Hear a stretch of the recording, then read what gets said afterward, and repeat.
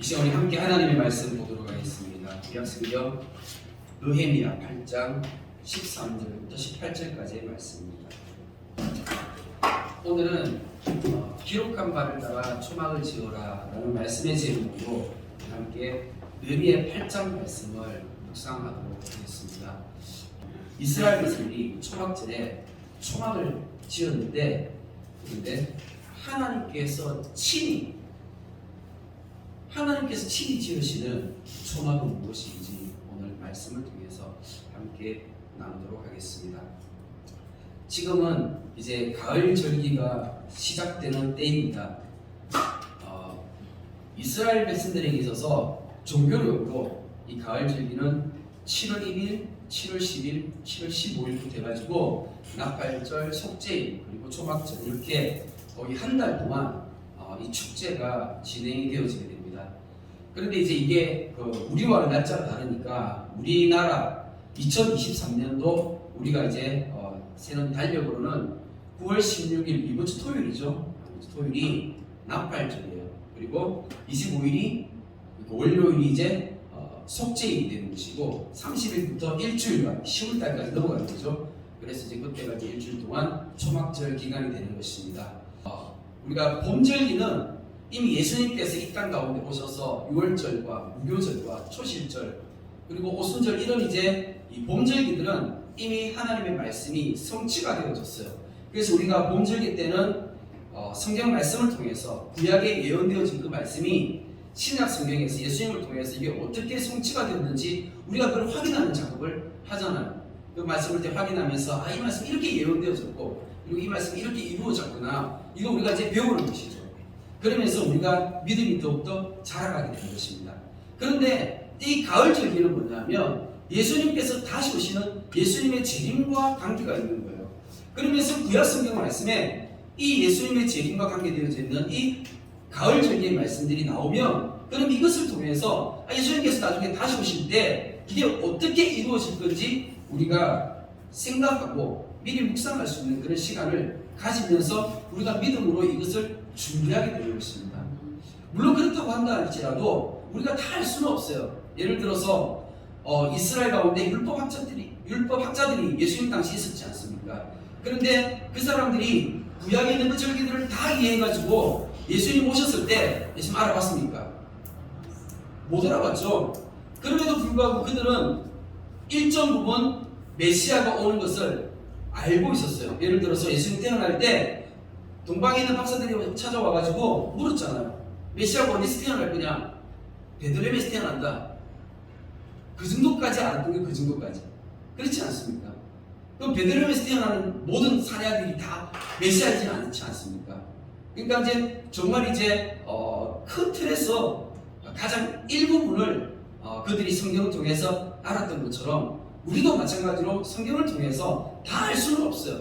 다 알 수는 없지만 그래도 너무나 중요한 예수님께서 다시 오시는데, 우리가 하나님을 믿고 예수님을 따르는 제자들이 이 마지막 때에 잠들지 않고 졸지 않고 깨어있는 수준으로 우리가 주님 다시 오실 그 길을 준비할 수 있는 그런 수준에 이르기까지 하나님의 말씀은 우리에게 가르쳐 주신다는 것입니다.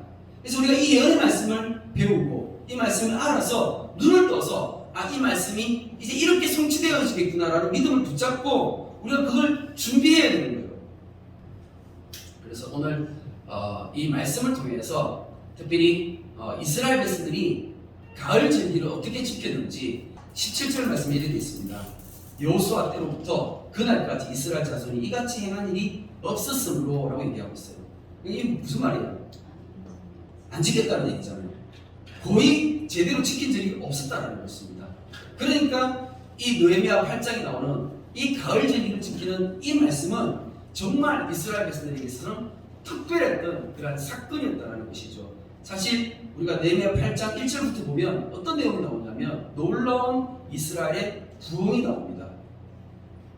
이스라엘의 부흥이 몇 번 있었습니다. 성경의 말씀 가운데 성경에는 이제 이 부흥에 대해서 몇 번 나오는데, 예를 들면 사무엘 선지자 시대 때 미스바에서 부흥이 한 번 있었습니다. 부흥이라는 것이 뭐죠? 부흥. 우리가 생각할 때 부흥하면 교회의 성도 숫자가 늘어나는 걸 부흥이라고 하는데, 근데 그건 잘못된 부흥이에요. 성경은 그걸 부흥이라고 하지 않습니다. 부흥이라는 것은 죽었다가 깨어나는 것, 죽었는데 다시 살아나는 것. 이스라엘 백성들이 하나님 보실 때 그냥 죽은 거예요. 원래 하나님 나라 백성이라면 하나님 나라 백성까지 살아야 되는데 전혀 그렇지 못해가지고 그냥 죄 가운데서 다 죽었는데 어떻게 해요? 부흥을 통해서 다시 살아나게 된 것입니다. 우리 주님의 교회가 이때에 부흥케 되기를 소원합니다. 아멘. 오늘 말씀을 통해서 우리가 깨달아지는 은혜가 있기를 축복합니다. 아멘. 이스라엘 백성들 가운데 놀라운 부흥의 역사가 또 한 번 있을 때, 이것이 바로 느헤미야 8장에 나오는 오늘 이 가을 절기를 지키면서 이때에 또 한 번 부흥이 있었습니다. 그러니까 이 느헤미야 8장 이때가 이렇게 언제냐면 이스라엘 백성들이 성벽을 쌓았을 때예요. 무슨 말이냐면 바벨론 포로로 잡혀갔다가 돌아와서 그러고 난 다음에 예루살렘 성전을 건축했죠. 이스라엘 백성들이, 유대인들이 바벨론 포로로 잡혀갔잖아요. 돌아와서 성전을 재건했는데 스룹바벨을 통해서 성전이 재건되어졌어요.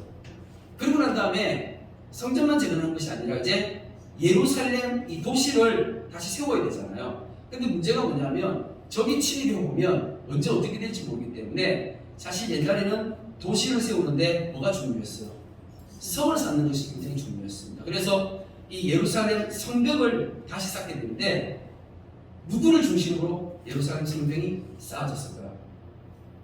바로 이 느헤미야입니다.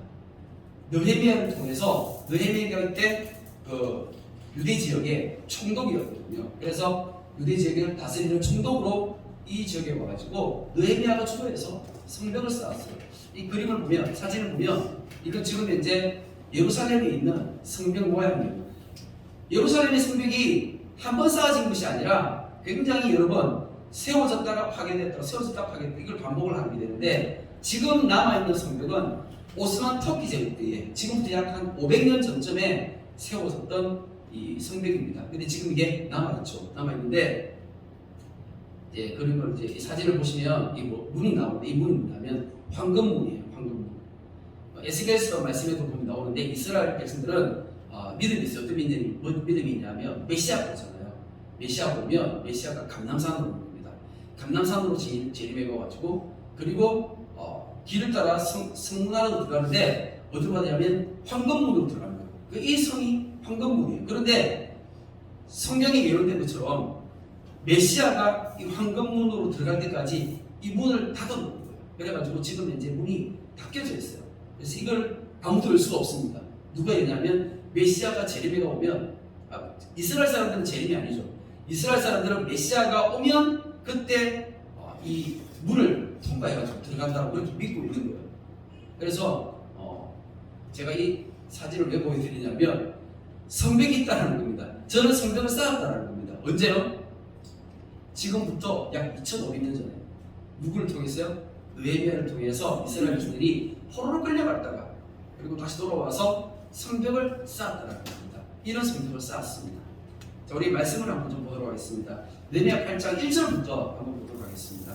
이스라엘 자손이 자기들의 성읍에 거주하였더니 라고 얘기합니다. 이제 이 성벽 공사가 끝났어요. 이스라엘 백성들이 포로로 잡혀갔잖아요. 유대인들이 포로로 잡혀갔다가 바벨론에서 포로로 다시금 70만이 돌아왔습니다. 돌아오고 난 다음에 성전을 건축했고, 그러고 난 다음에 성벽을 쌓았습니다. 그러면 이제 이스라엘 백성들의 그 마음 상태가 어떨 것 같아요? 굉장히 편안하고 기쁘고 그런 어떤 안락한 어떤 그런 마음 상태가 되겠죠. 그런데 이 이스라엘 백성들은 그렇지 않았어요.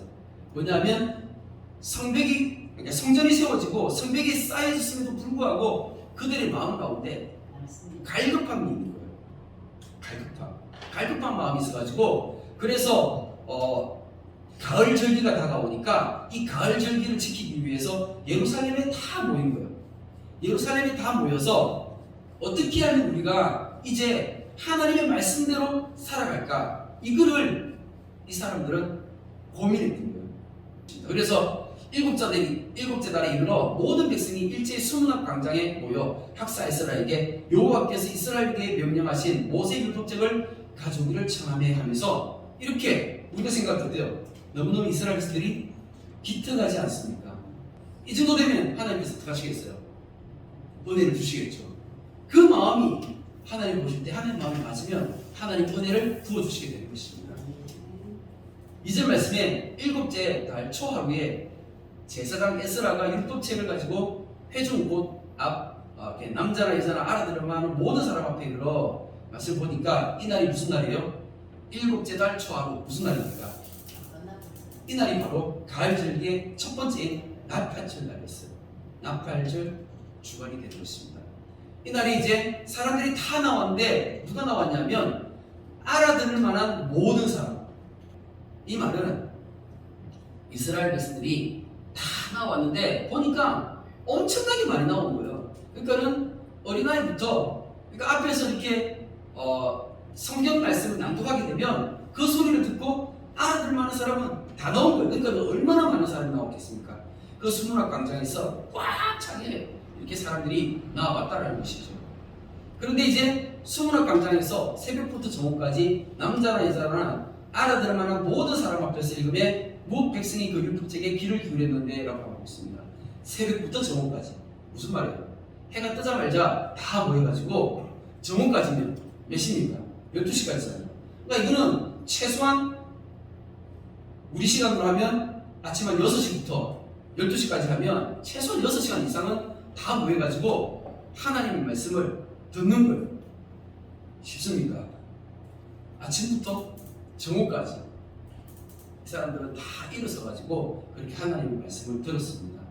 그 마음에 갈급함이 있으니까 하나님의 말씀을 듣고 싶고 하나님의 말씀을 알고 싶으니까 이들이 하나님 앞에 나와서 전심으로 그렇게 하나님의 말씀을 들었다는 것입니다. 그때에 학사 에스라가 특별히 지은 나무 강단에 서고 그의 곁 오른쪽의 선자는 맏디랴와 스마와 아냐냐와 우리야와 힐기야와 마아세야요 그의 왼쪽의 선자는 브라랴와 미사엘과 말기야와 하숨과 하스박다와 스가랴와 무술람이라. 에스라가 모든 백성 위에 서서 그들 ಮುಂ전에 책을 펴니 책을 펼 때 모든 백성이 일어서니라. 이 에스라가 특별히 지은 나무 강단에 섰다는 겁니다.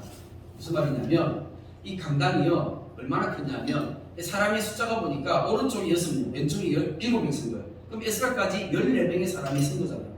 14명의 사람이 이렇게 옆으로 쫙 나눠 서려면 이 강단이 얼마나 커야 되겠습니까? 이 나무 강단의 높이가 엄청 높은 거예요. 왜냐하면 이 강단이라는 단어가 망대라는 뜻이거든요. 그래서 망대는 굉장히 높지 않습니까?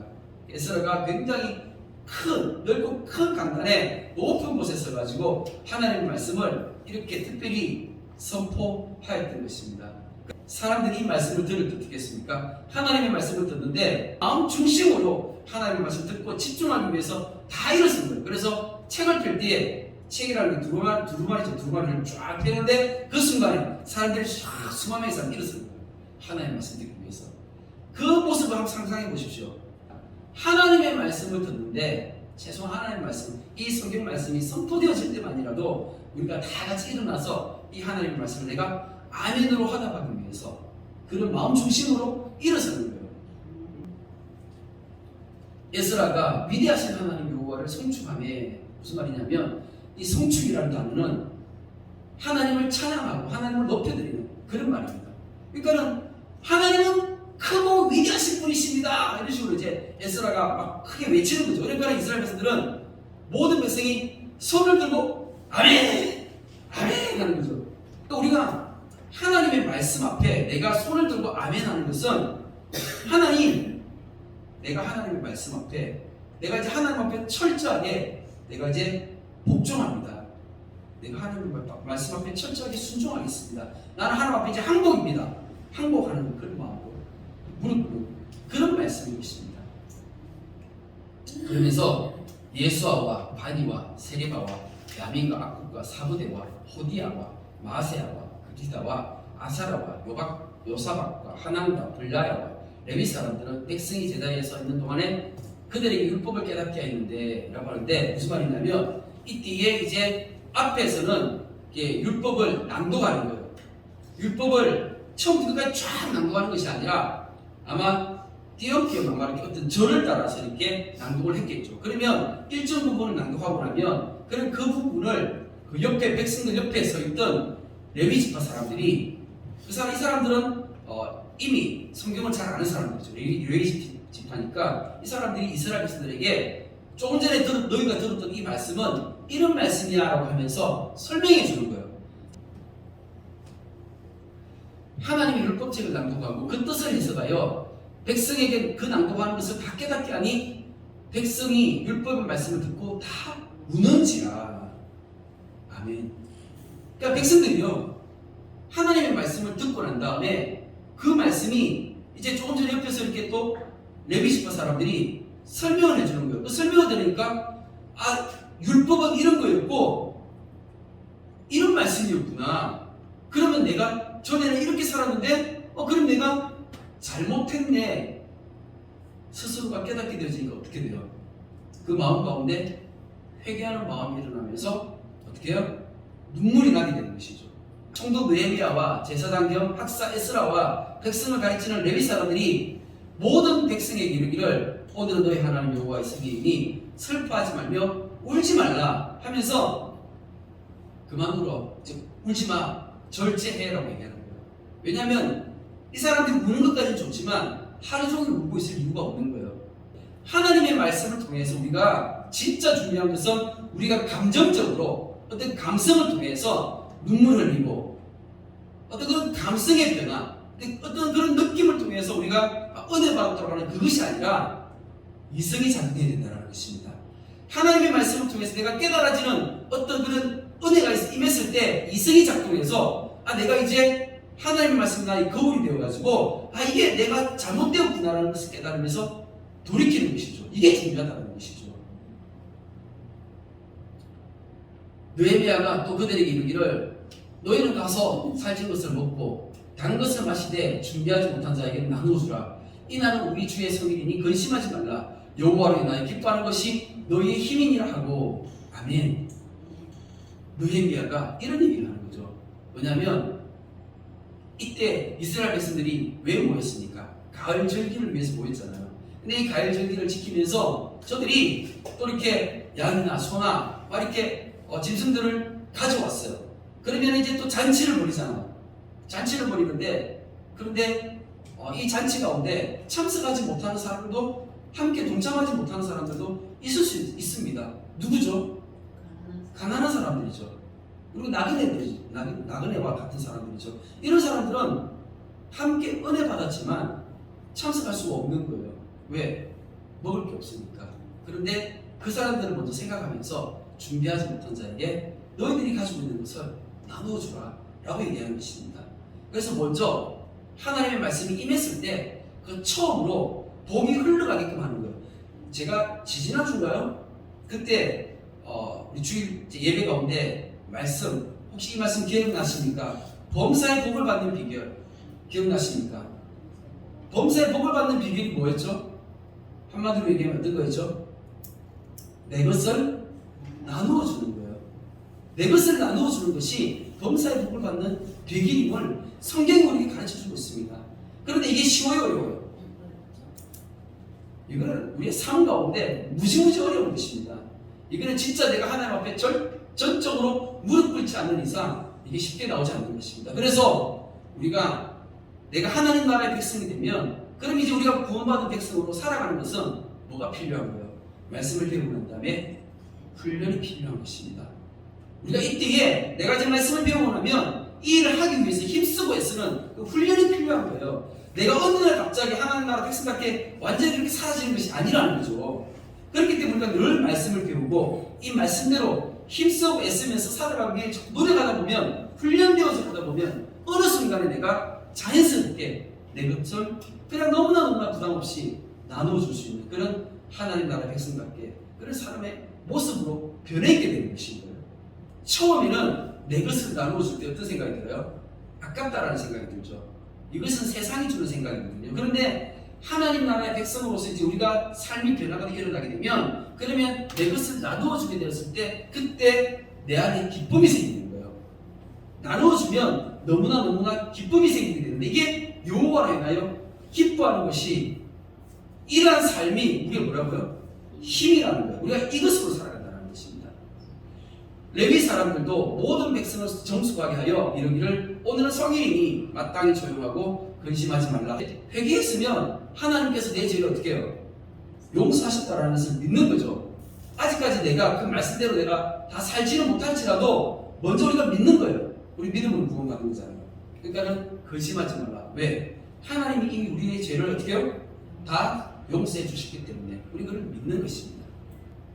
모든 백성이 가서 먹고 마시며 나누어주고 크게 즐거워하니 이는 그들이 그 일곱 들려준 말을 밝히 알미라. 아멘. 이 말씀이 우리 모두에게 깨달아지시기를 축복합니다. 아멘. 자, 이제 오늘 이제 우리가 읽었던 말씀으로 이제 넘어가도록 하겠습니다. 그 이튿날 뭇백성의 족장들과 제사장들과 레위 사람들이 율법의 말씀을 밝히 알고자 하여 학사 에스라에게 모여서 라고 얘기하고 있어요. 누구냐면 그 이제 이스라엘 백성들이 이렇게 7월 1일이 나팔절이잖아요. 그날 다 모여가지고 어떻게 수무라 광장에서 함께 하나님의 말씀을 듣고 막 울고 불고 회개하면서 그렇게 저들이 10년 가운데 변화가 일어났어요. 그러니까 이제 이스라엘 백성들이 그 회개하는 장면을 누가 봤어요? 그 이스라엘 백성들의 지도자들, 어른들이 이거를 보게 된 거예요. 이 이스라엘의 족장들과 제사장들과 레위 사람들이 마음에 찔림이 있는 거예요. 막 찔림이 오는 거예요. 그래가지고 에스라를 찾아갔어요. 에스라를 찾아가서 뭐라고 얘기합니까? 하나님의 말씀을 우리가 좀 더 알기를 원합니다. 율법의 말씀을 밝히 좀 가르쳐주세요 라고 하면서 더 이렇게 알기를 원한다고 이야기했을 때 그때 14절 말씀에 율법에 기록된 바를 먼저 여호와께서 모세를 통하여 명령하시기를 이스라엘 자손은 7째 달 절기에 초막에서 거할지라 하면서 초막절을 지키라고 말씀하시는 겁니다.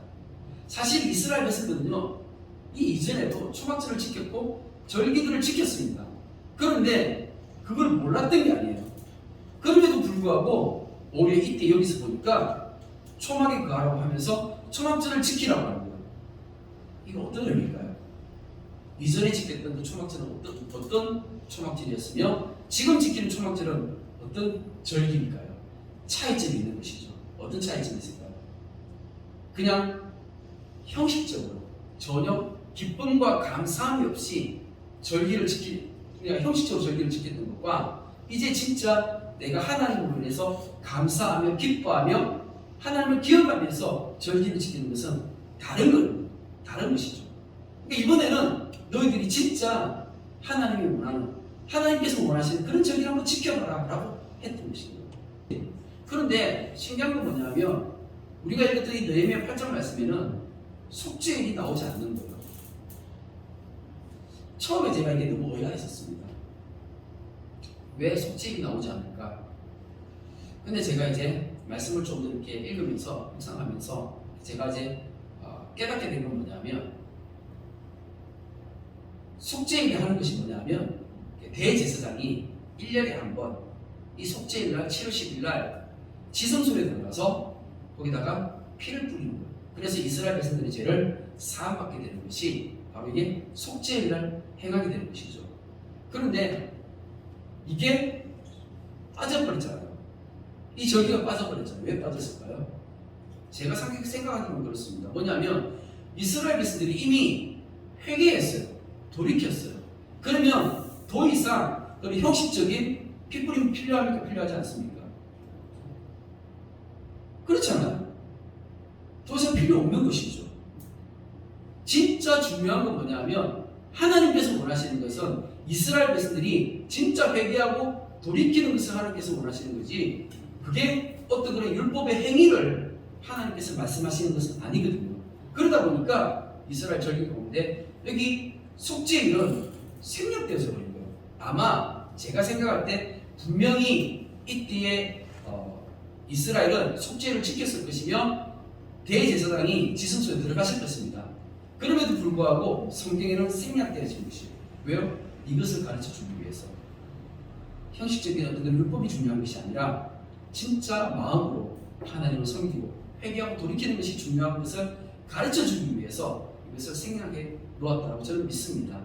그러면서 또 한 가지는 뭐냐면 이 속죄일이 일어날 일이 바로 무엇이에요? 이스라엘의 회복임을 저는 믿습니다. 아직까지 예수님을 메시아로 인정하지 않는 저 이스라엘 사람들이 회개하고 예수 그리스도를 메시아로 인정한다면 그것은 무슨 날 공표하겠습니까? 당연히 속죄해야 되겠죠. 그렇지 않습니까? 그런데 이제 이 이스라엘 백성들이 이제 초막절을 지키기로 작정을 했어요.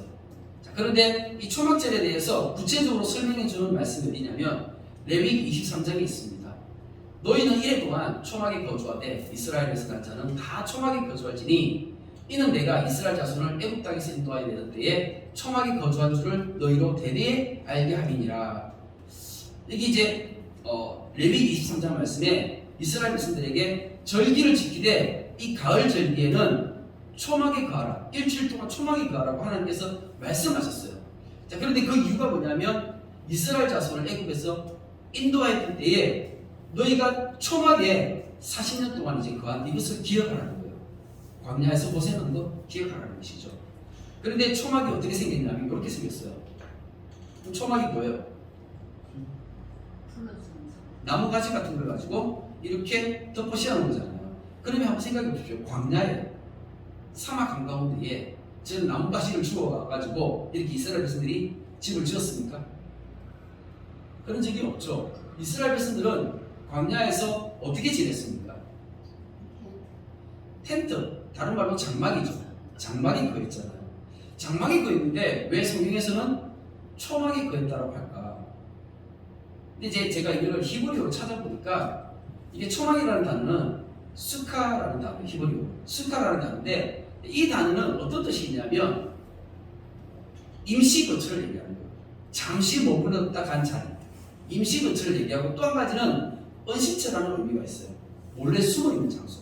그건 언신처라는 장소입니다. 그런데 이거를 때로는 초막으로 그러니까 표현할 때도 있고 때로는 이렇게 장막으로 번역할 때도 있어요. 그러니까 임시 거처를 나뭇가지로 지을 수도 있잖아요. 그리고 임시 거처를 텐트로 만들 수도 있잖아요. 그래서 이게 두 개가 해당이 되는 것인데 여기서 초막이 거한다고 하면서 이 초막이 어떤 의미가 있는 것입니다. 조금 더 우리가 보도록 하겠습니다. 사실 이것은 우리에게 지금 이 신약 시대를 살아가는 우리는 이것을 보면서 무엇을 생각하냐면 이 땅은 우리가 살아가는 이 세상은 하나님의 보호 아래 잠시 지나가는 세상임을 우리에게 나타내 보여주는 것입니다. 또 이랬을 때 모든 성읍과 예루살렘의 공포하여 이르기를 너는 산에 가서 감람나무 가지와 덜 감람나무 가지와 화석류나무 가지와 종려나무 가지와 기타 무성한 나무 가지를 가져다가 기록한 바를 따라 초막을 지어라 하라 한지라. 아멘. 오늘 말씀의 제목 혹시 기억나십니까? 기록한 바를 따라 초막을 지어라 라는 말씀의 제목이었습니다. 제가 이 말씀을 묵상하는 가운데 이 말씀이 제게 너무나 크게 와닿았어요. 왜냐하면 이 가을 절기를 생각하면서 하나님께서 이 가을 절기를 우리에게 주신 이유가 있는데 이것은 앞으로 예수님께서 다시 오실 때 메시아의 재림과 관계되어지는 그런 말씀인 거예요. 그런데 특별히 이 초막절은요 천년왕국과 관계되어지는 말씀이에요. 예수님께서 이 땅 가운데 다시 오셔서 그리고 하나님의 그 백성들과 함께 천년왕국에 들어가게 되는데 누가 이 천년왕국에 들어가게 되어지는가? 그것을 이 초막절을 통해서 우리에게 설명해 주는 것이더라고요. 그래서 이 말씀을 통해서 조금 더 깊이 있게 묵상하게 되고 깨달아지게 되는데 이 말씀을 보면 초막을 가지고 초막을 짓는데 뭘 가지고 지으라고요? 감람나무 가지, 덜 감람나무 가지, 화석류나무 가지, 종려나무 가지, 무성한 나무 가지들을 가져다가 지으라는 거예요. 그러면 이게 어떤 의미입니까? 초막을 지을 때 초막을 만드는 재료잖아요. 그죠? 하나님께서 집을 지으시는데 그 하나님께서 만드시는 그 집의 재료를 얘기하는 거거든요. 하나님 나라에 거하는 백성들을 얘기하는 것입니다. 조금 더 구체적으로 한번 살펴보도록 할게요. 예수님께서 이렇게 말씀하셨어요. 나는 포도나무에 너는 가지라. 그가 내 안에 내가 그 안에 거하면 사람이 많이 열매를 맺나니 나를 떠나서 너희가 아무것도 할 수 없으니라. 요한복음 15장 말씀에 예수님께서 우리 보고 뭐라고요? 너희는 가지라고 했어요. 그러니까 우리가 가진 거예요. 나무 가진 거예요. 예수님은 포도나무, 우리는 나무 가지라고 했어요. 그런데 성경을 자세히 보다 보면 이런 나무들이 하나씩 하나씩 나오는데, 예를 들어서 사사기 9장 8절에 보니까 감람나무 얘기가 나오는데, 이 감람나무는 기름 부어 사용할 때 사용했었어요. 구약 성경에 보면 기름 부음 받은 사람들이 나오죠. 누가 나오나? 왕과 제사장과 서기관들, 이런 사람들. 그러니까 하나님께서 사용하시는 사람들에게 기름 부어가지고 하나님께서 사용하시잖아요. 그 기름 부을 때 감람나무를 사용하시는 거예요. 올리브 기름. 근데 이 올리브 기름을 이렇게 부어가지고, 그러니까 쉽게 얘기하면 감람나무로, 이 감람나무 가지로 이렇게 이렇게 초막을 지었다라는 것은 이 천일왕국에 들어가는 이 사람들이 바로 기름 부음 받은 사람들, 하나님으로부터 성령으로 기름 부음 받은 사람들을 이야기하는 것이에요. 들감람나무가 있는데 열왕기상 6장에 보면 이런 말씀이 있습니다. 내수 안에 감람나무로 두 그룹을 만들었는데, 무슨 말이냐면 이게 솔로몬이 성전을 지었어요. 성전을 지을 때 그 성전 안에 두 그룹을 만들었대요. 그룹이 뭐예요? 천사를 얘기하거든요. 그러니까 천사의 모양을 만들어 놓은 거예요. 이해가 되시죠? 성전 안에 천사의 모양을 이렇게 나무를 가지고 조각을 해서 천사의 모양을 만들었는데, 그걸 가지고 뭘 가지고 만드느냐면 감람나무로 만들었다고 했는데, 우리 한글 성경에는 감람나무로 되어 있지만 제가 히브리 원어로 찾아보니까 이게 들감람나무로 되어 있더라고요. 이 들감람나무가 많이 나오는 게 아니라, 그러니까 한글 성경에는 감람나무로 되어 있지만 이게 히브리 원어로 보면 앞에 있는 그 올리브하고 이게 지금 히브리가 다른 단어로 사용되어져 있어요. 그래서 이거 보면 확인해 볼 수 있습니다. 제가 생각할 때 이 들감람나무로 초막을 만들었다. 이건 어떤 의미일까? 제가 생각할 때 그래요. 말씀 그대로 천사 같은 사람이에요. 하나님께서 사용하시는 천사 같은 사람. 우리가 예수님께서 이런 말씀 하셨잖아요. 목이 마른 사람이 있으면 냉수 한 그릇도, 그죠? 그 상을 잃지 않는다라고 그렇게 가르쳐 주시지 않습니까? 그 목 마른 사람에게 냉수 한 그릇을 줬을 때 이 사람이 천사 같은 사람이에요. 이 사람이 바로 들감람나무 같은 사람입니다. 우리 주님의 교회 이런 사람들이 다 있죠? 많죠? 그렇지 않습니까? 우리 성도님들 가운데 천사 같은 사람들 많지 않습니까? 화석류나무. 화석류나무는 스가랴 1장 10절에 보니까 이런 말씀이 나옵니다. 화석류나무 사이에 선자가 대답하였는데, 이는 여호와께서 땅에 두루 다니라고 보내신 자들입니다. 땅에 두루 다니라고 보내신 자들이 누굴까 생각해 보니까 이 사람들은 선교사님들 같아요. 복음 들고 열심히 열방 가운데 흩어져서 복음 전하는 사람들, 이런 사람들. 그러면 이렇게 대충 이렇게 감이 잡힙니다. 또 이렇게 종려나무가 있습니다. 종려나무 가지. 종려나무 가지는 우리가 잘 알죠.